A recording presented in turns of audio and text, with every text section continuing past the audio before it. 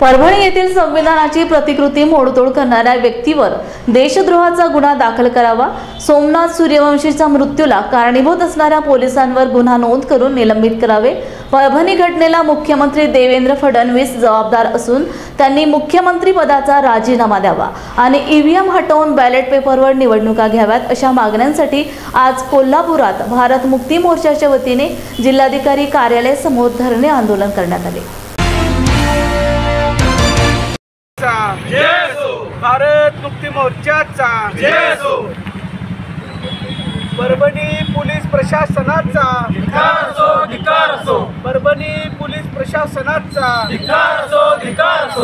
सोमनाथ सूर्यवंशीला न्याय मिळालाच पाहिजे, सोमनाथ सूर्यवंशीला न्याय मिळालाच पाहिजे। देवेंद्र फडणवीसचा देवेंद्र फडणवीसचा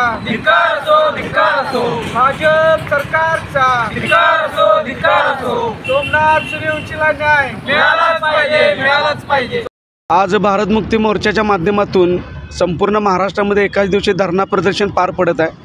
त्याचाच भाग म्हणून कोल्हापूरमध्ये सुद्धा आज धरणा प्रदर्शन होत आहे। परभणी येथे ईव्हीएम मशीनचा मुद्दा डायव्हर्ट करण्यासाठी भाजप सरकारनं जी दंगल घडवून आणली, एका माथेफिरूला असं भाजप सरकार म्हणतं, ॲक्च्युली तो माथेफिरू नव्हता, तर जाणून बुजून संविधानाची प्रतिकृती नष्ट केली आणि तिथं दंगल व्हावी ह्या हेतूनं भाजप सरकारने प्रयत्न केले।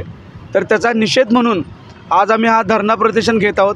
भारत मुक्ती मोर्चाच्या या धरणा प्रदर्शनाच्या माध्यमातून अशा मागण्या आहेत, सोमनाथ सूर्यवंशी हा लॉचा स्टुडंट, ज्याच्यावरती पोलिसांनी पोलीस कस्टडीमध्ये जी मारहाण केली त्या पोलिसांच्यावरती गुन्हे नोंदवून त्यांना कायमचं निलंबित करण्यात यावं।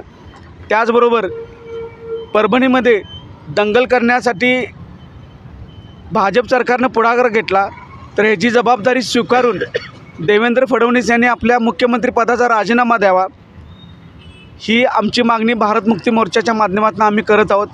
येणाऱ्या काळामध्ये अशा प्रकारच्या दंगली जर भाजप सरकार करणार असेल तर भारत मुक्ती मोर्चा पूर्ण भारतामध्ये तीव्र असं आंदोलन निर्माण करून भाजप सरकारचा जो डाव आहे ईव्हीएमचा मुद्दा डायव्हर्ट करण्यासाठी येणाऱ्या काळामध्ये ते दंगली घडवू शकतात, तर तो डाव आम्ही हाणून पाडल्याशिवाय राहणार नाही, एवढंच या निमित्तानं सांगतो।